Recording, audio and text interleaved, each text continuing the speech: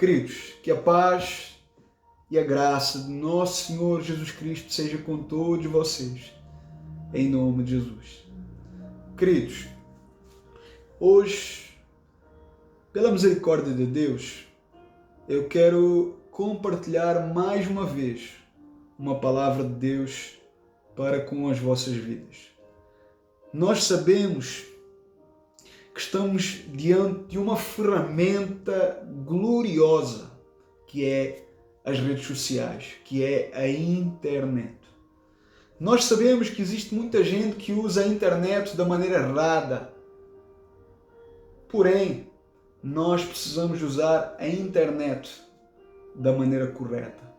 Nós precisamos usar a internet para glorificar a Deus, para propagar o Evangelho, para anunciar essa mensagem gloriosa que tem poder para mudar mentes e corações, que tem poder para mudar o maior e mais miserável pecador, convertendo esse homem e os transformando de um dos maiores missionários. A palavra de Deus, ela tem esse poder. Ao longo das gerações, ao longo dos séculos, homens e mulheres têm sido alcançados através da loucura da pregação. Paulo ele vai dizer que aprova a Deus que o homem fosse alcançado pela loucura da pregação, pela loucura da proclamação da mensagem de Cristo, da mensagem da cruz, do Evangelho. Sabemos que esta palavra ela tem poder para nos consolar, ela tem poder para nos edificar, ela tem poder para nos dar esperança. Ao mesmo tempo, ela nos admoesta, ela nos exorta, ela nos consola, ela nos edifica, mas ela também nos chama ao arrependimento, a uma vida de retidão, uma vida de obediência, uma vida de santificação. E ela chama homens e mulheres ao arrependimento. Se aquilo que está sendo propagado, aquilo que está sendo divulgado, aquilo que está sendo anunciado, não produzir arrependimento, não produzir quebrantamento, não produzir contrição, vergonha, repúdio pelo pecado, repúdio pela imoralidade, repúdio pela prostituição, pelo adultério, pela fornicação, então isso não é o Evangelho. Isso não é a palavra de Deus. Porque a palavra de Deus ela vai sempre bater de frente e ela vai sempre chamar homens e mulheres ao arrependimento. E a uma vida de santificação, a uma vida de mortificação da carne, a uma vida de intimidade e comunhão com Deus. E, mais uma vez, nós precisamos usar as redes sociais, o Facebook, o YouTube, seja o que for, para glorificar a Deus. Nossas postagens, nossos vídeos, nossas publicações, elas têm algo poderoso, porque de alguma maneira ela chega onde nós, ou onde talvez nós nunca conseguiremos estar. Ela, em cerca de segundos, ela chega no outro lado do mundo. E isso é maravilhoso. Então, nós não podemos negligenciar esta ferramenta. Nós não podemos negligenciar esta oportunidade de apresentar o Evangelho através de um texto, através de um vídeo, através de uma mensagem, mas nós precisamos ser diligentes, nós precisamos ser fiéis e aproveitar todas as oportunidades. Como Paulo falou, quer comais, quer bebais, façai tudo para a honra e para a glória de Deus. Eu quero ler um texto com vocês e ao mesmo tempo refletir sobre este texto. É um texto e um exemplo muito forte que nos dá dois exemplos distintos, mas ambos são eternos. Fique comigo, amém? Abra comigo a sua Bíblia no Evangelho de Lucas, no capítulo 23. Lucas, capítulo 23. Lucas, capítulo 23. Nós vamos ler do versículo 39 até ao 43, que fala sobre, ou o título, os dois malfeitores.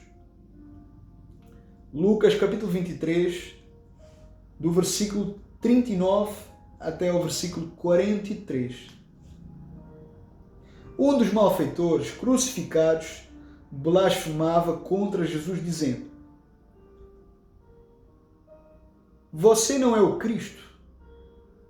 Salve-se a si mesmo e a nós também. Porém, o outro malfeitor o repreendeu, dizendo: Você nem ao menos teme a Deus, estando sob igual sentença? A nossa punição é justa, porque estamos recebendo o castigo que os nossos atos merecem. Mas este não fez mal nenhum. E acrescentou Jesus: Lembre-se de mim quando você vier no seu reino. E Jesus lhe respondeu: Em verdade lhe digo que hoje você estará comigo no paraíso.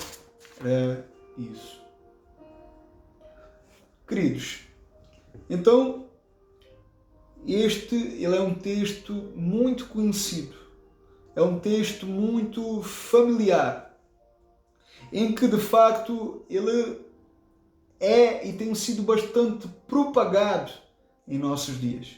Porém, talvez ele não seja tão compreendido, porque ele é de uma profundidade tremenda. Quando nós olhamos então para este texto, nós conseguimos encontrar três cruzes. A de Jesus do meio, temos a do lado direito um ladrão ou um malfeitor, e a do lado esquerdo outro ladrão ou malfeitor. No centro nós temos Jesus, o próprio Deus crucificado. E de seguida nós temos então dois exemplos. Dois pecadores. Dois homens que eram considerados bandidos, malfeitores. De um lado nós temos um homem arrependido e do outro lado nós temos então outro que estava blasfemando e negligenciando a obra de Cristo. Perceba que ambos estão na mesma situação. Os dois estão na mesma situação, os dois estão no mesmo estado, na mesma condição, assim como nós próprios.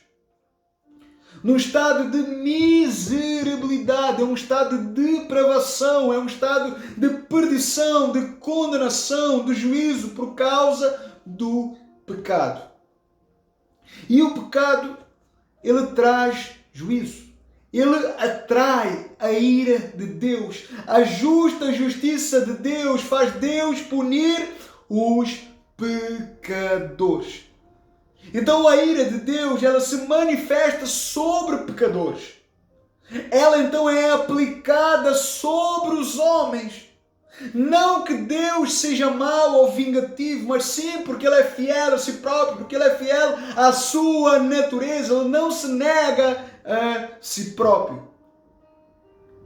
Então, esse estado de perdição, ele leva então os homens ao inferno. Essa condição, ela conduz então os homens ao inferno, a uma punição eterna, onde a ira de Deus e seu juízo é derramado sobre os homens, sobre o próprio Satanás e sobre os seus demônios. E olhando então para este texto, Não existe diferença entre nós e aqueles dois malfeitores. Porque, veja bem, todos nós estamos debaixo dessa sentença de condenação. Todos encontraremos a morte um dia. Ao mesmo tempo, ali agora, no texto que nós estamos lendo, ali então aqueles dois homens estavam então prestes a se encontrar agora com a morte. No nosso caso, nós não sabemos quando ela virá. Mas a certeza então é que a morte virá, ela nos encontrará, consequentemente os nossos pecados, a nossa rebelião e inimizade com Deus nos encontrarão. E o preço disso, a consequência disso seria então terrível. Só que ali, aqueles homens agora estavam então de frente agora com a morte. Os seus pecados estavam então prestes então agora a os encontrar. O terrível juízo de Deus que manifestaria a sua ira estava então prestes a se manifestar sobre a vida deles. Ali então eles não tinham como fugir. A certeza é que estavam então prestes a vir sobre eles. A morte ela vem e de seguida vem então o juízo. O inferno espera os homens. O inferno aguarda os pecadores. O castigo eterno espera de braços abertos os homens. E de facto todos nós merecemos esse castigo. Todos nós devemos ou deveríamos ser conduzidos ao inferno logo após o nosso nascimento. Só de existirmos, só por isso já deveríamos ser conduzidos e julgados ao Hades, ao inferno. E este texto, ele nos ensina várias coisas gloriosas e ao mesmo tempo verdades eternas terríveis que têm que nos fazer refletir. Ele nos mostra então dois exemplos, dois tipos de pessoas, duas classes. No lado esquerdo, nós temos o malfeitor que nega, que despreza, que cuspe, que desperdiça, que profana, que zomba, que blasfema, que ridiculariza a cruz, o sacrifício de Cristo, o Evangelho, a graça de Deus, o amor de Deus, que olha para a cruz, que olha para a sua mensagem, que olha para o seu mensageiro, que olha para o seu reino como loucura, como um mito, como uma fábula. Este malfeitor, ele simboliza o mundo. Ele simboliza todos os pecadores que negam as Escrituras, que negam a soberania de Deus, que permanecerão num estado de condenação, onde o tsunami, isto é, o terrível juízo de Deus virá e alcançará estes, os quais permanecerão eternamente debaixo da condenação ao inferno, querendo e desejando, suplicando por uma oportunidade, apenas um minuto nesta terra, mas não haverá mais oportunidades de salvação para estes. Estes são os ímpios, os pecadores não remidos, os pecadores não justificados, os pecadores não reconciliados com Deus, aqueles que permanecerão mortos em seus delitos e pecados, em suas ofensas, aqueles que permanecem na maldade, aqueles que permanecem nas trevas, na injustiça, na imoralidade, na prostituição, no adultério, na fornicação, aqueles que permanecem amando o mundo, amando as coisas, adquirindo e correndo atrás de coisas fúteis, de coisas desprezíveis que não têm valor ou peso eterno. Aqueles que viveram correndo atrás dos seus próprios sonhos e projetos, que tentaram então ao máximo aproveitar a sua vida, curtir a sua vida, investindo então na sua vida, investindo o seu tempo, as suas forças, as suas prioridades com coisas inúteis, que não tinham valor eterno. Pessoas que quiseram ganhar o mundo inteiro, ter o mundo a seus pés. pessoas que idolatraram o mundo, que idolatraram coisas, que idolatraram pessoas ou a própria natureza. Ao mesmo tempo, olhamos para o malfeitor do lado direito, aquele que supostamente com olhos carnais, ele levantou a mão e disse sim à fé. Aquele que supostamente com olhos carnais levantou a mão e disse sim para Cristo. Aquele que supostamente levantou a mão e disse sim para o Evangelho, que não desprezou o sacrifício de Jesus. Aquele que um dia foi constrangido, aquele que um dia foi quebrantado, aquele que um dia foi envergonhado, aquele que um dia foi levado então a uma vergonha profunda, aquele que um dia foi levado então a repudiar as palavras que negligenciam o Evangelho, que negam as Escrituras, aquele que um dia foi levado então a repudiar as palavras daquele malfeitor do lado esquerdo, o qual mesmo estando naquela situação, ele ainda blasfemava e ele ainda repudiava. Ele repudiava então o pensamento, as convicções e as palavras daquele malfeitor. Porque aquele homem então, esse malfeitor arrependido, ele consegue então enxergar isso. Ele é levado então a entender que eles estavam então os dois na mesma situação porque mereciam, mas Jesus não merecia aquele castigo. Jesus não merecia aquela sentença, Jesus não merecia aquele castigo, pelo contrário. Então ele está repudiando as palavras daquele homem. Ele consegue enxergar isso, ele é levado então a entender, ele é conduzido a compreender de uma maneira tão profunda e gloriosa aquilo que estava acontecendo ali. Nós vemos então que ele vai refutar o pensamento do malfeitor do lado esquerdo. Ele diz: tu nem ao menos temes a Deus. Repare naquilo que ele vai dizer agora. Ele traz aqui uma dimensão espiritual que poucos compreendem. Ele diz: estando nós sob igual sentença, estando nós na mesma situação que este homem chamado Jesus, se colocando então ele se colocou na mesma situação que nós. Repare que ele aqui entendeu quem era Jesus de fato. Ali, neste momento, não havia mais camas sobre os seus olhos. Não havia mais morte espiritual, não havia mais cegueira espiritual, não havia mais uma trave sobre os seus olhos, não havia mais separação entre ele e Deus. Agora aquele homem podia entender quem era Jesus. Ele, com esta frase, ele está colocando então Jesus como Deus.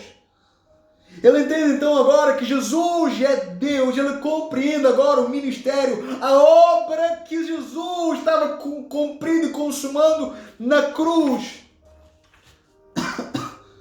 Ele entende então agora que o próprio Deus, ele encarnou, ele desceu à terra, ele se fez homem, ele viveu como homem, decidindo então assim pagar o preço para que homens maus pudessem então agora ser livres do juízo e salvos da condenação. Então ele entende que Deus, ele se colocou nesta situação de ir à cruz, de padecer da cruz, de morrer na cruz, para demonstrar o amor de Deus pelos homens e ao mesmo tempo mostrando que a ira de Deus, ela virá e ela é uma verdade.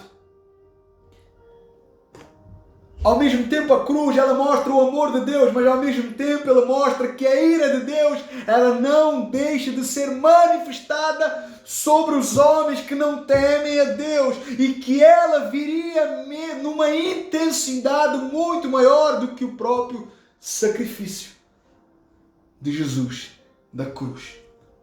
Ela mostra então que Deus vem à terra por meio de Jesus, para que a sua justiça e a sua santa ira seja então aplacada sobre aqueles que creem no seu Filho e no seu sacrifício, para que estes não recebam mais castigo, para que estes não sejam mais conduzidos à ira e à justiça de Deus. Na cruz, a ira de Deus é manifestada sobre o Filho. E ali ele compra o resgate. E ao mesmo tempo, ele faz com que a justa ira de Deus não seja mais derramada sobre aqueles que ele comprou. Logo estes não serão mais lançados ao inferno, sendo que estes não serão mais consumidos, não mais sofrerão a ira e o juízo de Deus. Porque na cruz, Jesus ele foi esmagado, moído, sofrendo em favor de todos aqueles que lá na frente iriam crer nele e no seu sacrifício. Isso faz com que a justiça de Deus não seja mais derramada sobre esses, porque agora esses alcançarão os benefícios da obra de Cristo. Porque agora eles se tornam gratuitamente justificados pelo favor e pelo mérito de Cristo, se tornando agora filhos de Deus por adoção, e para que passem agora a ser moldados segundo a imagem e a semelhança de Jesus, para que possam agora viver de maneira piedosa em boas obras. E no final, pela misericórdia de Deus, cheguem então a essa bem-aventurança eterna da salvação, a qual ninguém mais poderá retirar ou roubar isso de Deus. Porque se assim fosse, essa obra ela não faria nenhum sentido. E isso anularia claramente o seu sacrifício, anularia completamente a sua graça. Isso é loucura. Colocar a salvação nas mãos dos homens e dizer que o homem ele é salvo se ele quiser, ou que ele perde a salvação. Isso é dizer que Deus ele depende do homem ou das suas ações para agir. E isso anula completamente. Isso pisa completamente a sua soberania e a sua supremacia. Porque, queridos, quando Deus resolve salvar, Ele salva e ponto. Não existe mais um retrocesso. E quando a pessoa passa de condenada a salva e justificada, ela é salva e ponto final. Ninguém mais arrebata essa vida nas mãos de Jesus. Ninguém mais tira essa vida das mãos de Jesus. Essa vida não pode ser apagada do livro da vida. Porque será impossível ela ser salva e justificada e retroceder ou voltar à condição de condenação. Isso, queridos, é impossível. Isso é banalizar a graça. Isso é dizer que Deus não tem autoridade sobre os eleitos. Isso é dizer que Deus não tem autoridade sobre os salvos. Então, nós vemos que o pecador arrependido, aqui, ele seria justificado e salvo. Ao mesmo tempo, nós entendemos que a morte, ela encontrou os dois. Naquele momento, a morte os encontrou. Porém, um seria salvo e livre da condenação, e o outro padeceria e seria atormentado para toda a eternidade. Jesus confirma a salvação do pecador arrependido dizendo, ele diz, hoje mesmo estarás comigo no paraíso. Ao mesmo tempo, podemos também conjecturar que Jesus, mesmo não dizendo nada para o outro malfeitor, para o outro pecador, ele estava mostrando e evidenciando que ele seria condenado e lançado ao inferno. Então, este texto, ele nos traz ensinamentos riquíssimos. Ao mesmo tempo, ele também nos mostra claramente os dois lados que são opostos, mas ambos são eternos. Ambos são imutáveis, permanecerão para sempre. Existe claramente um brado, uma voz de Deus dentro deste texto que tem que nos fazer refletir sobre a nossa vida, sobre as nossas convicções, sobre os nossos conceitos, sobre a nossa própria vida, sobre a trajetória do homem nesta terra e, ao mesmo tempo, sobre a sua trajetória eterna de júbilo e de delícias, de bem-aventuranças eternas, ou ao mesmo tempo de tormentos e de sofrimento eterno, onde o céu, a nova Jerusalém, a bem-aventurança, ela é uma verdade doutrinária e bíblica. Porém, ao mesmo tempo, o inferno, o lago de fogo, o sofrimento eterno, também é uma doutrina verdadeira e bíblica. Então, queridos, a pergunta é: para onde nós estamos indo? Qual o caminho que nós temos trilhado?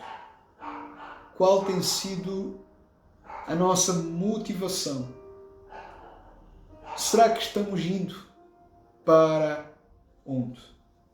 Se a morte nos encontrar hoje, para onde nós iremos?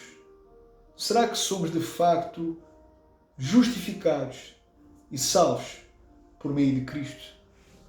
Será que a salvação eterna ela é uma verdade das nossas vidas? Será que de facto o nosso nome está escrito no livro da vida? Ou será que de facto ainda estamos e ainda permanecemos num estado de condenação, num estado de juízo, num estado que nos espera e nos aguarda a ira e a justa justiça de Deus? Você precisa se questionar. Nós precisamos nos questionar e refletir sobre estas verdades. Ambas são eternas, um lado bom e um lado mau. O amor de Deus não anula a sua justiça. O amor de Deus salva pecadores, mas Ele também não deixa de condenar pecadores e os de levar ao inferno. Qual o ladrão da cruz você é? Qual o ladrão da cruz eu sou? Um ladrão arrependido? Qual de nós? Qual dos dois nós somos? Qual o ladrão da cruz você é?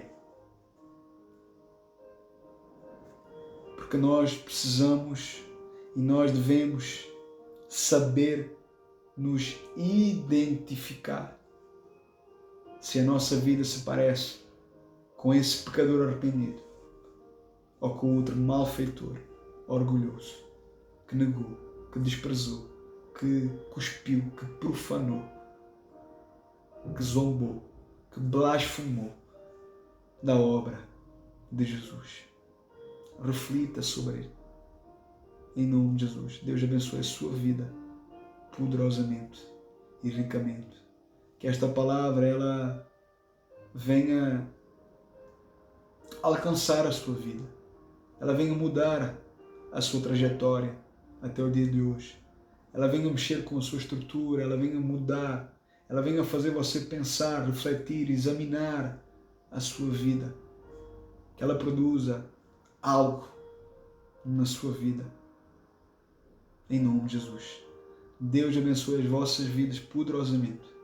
Em nome de Jesus.